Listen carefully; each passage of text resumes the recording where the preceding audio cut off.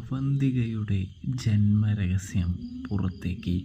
അങ്ങനെ നമ്മുടെ അവന്തികയുടെ അടുത്ത് നയനയും നമ്മുടെ കനകയും സംസാരിക്കുന്നുണ്ട്. അവർ പറയുന്നുണ്ട്, മോള് അനിയെ നല്ല രീതിയിൽ തന്നെ ഇഷ്ടപ്പെടണം, സ്നേഹിക്കണം.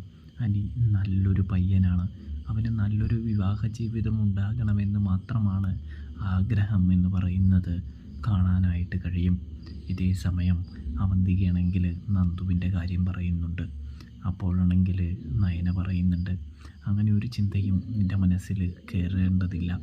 നന്ദു ഒരിക്കലും അനിയെ ഇഷ്ടപ്പെടില്ല, അവരുമായിട്ട് ഒരു വിവാഹവും ഒരു ബന്ധവും ഉണ്ടാവുകയുമില്ല എന്ന് പറയുന്നത് കാണാൻ കഴിയുന്നുണ്ട്, സാധിക്കുന്നുണ്ട്.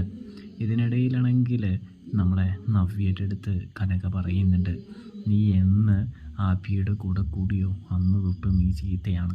ആബി കാരണം നീ വലിയ കുഴിയിലേക്കാണ് പോകാനായിട്ട് പോകുന്നത്. നിൻ്റെ ജീവിതം തീർച്ചയായും തകർന്നു പോകും എന്ന് പറയുന്നത് കാണാനായിട്ട് കഴിയും, സാധിക്കും. ഇതിനിടയിലാണെങ്കിൽ നമ്മുടെ നാഗേന്ദ്രനല്ല അവന്തികയുടെ അച്ഛനെന്ന് ജലജ അവന്തികയോട് പറയുന്നു. അതായത് അവന്തികയാണെങ്കിൽ ഞാൻ ഇതുവരെ എൻ്റെ അച്ഛനെ കണ്ടിട്ടില്ല എന്ന് പറയുന്നു. ഇതേ സമയം നമ്മുടെ ജലജ പറയുന്നുണ്ട്, നാഗേന്ദ്രനല്ല നിൻ്റെ അച്ഛൻ, നീ അയാളെ അച്ഛനെന്ന് വിളിക്കേണ്ടതില്ല എന്ന് പറയുന്നത് കാണാനായിട്ട് കഴിയും, സാധിക്കും. പ്രേക്ഷകരെ, പ്രിയ കൂട്ടുകാരെ, അപ്പോൾ സബ്സ്ക്രൈബ് ചെയ്യാനായിട്ട് മറക്കല്ലേ.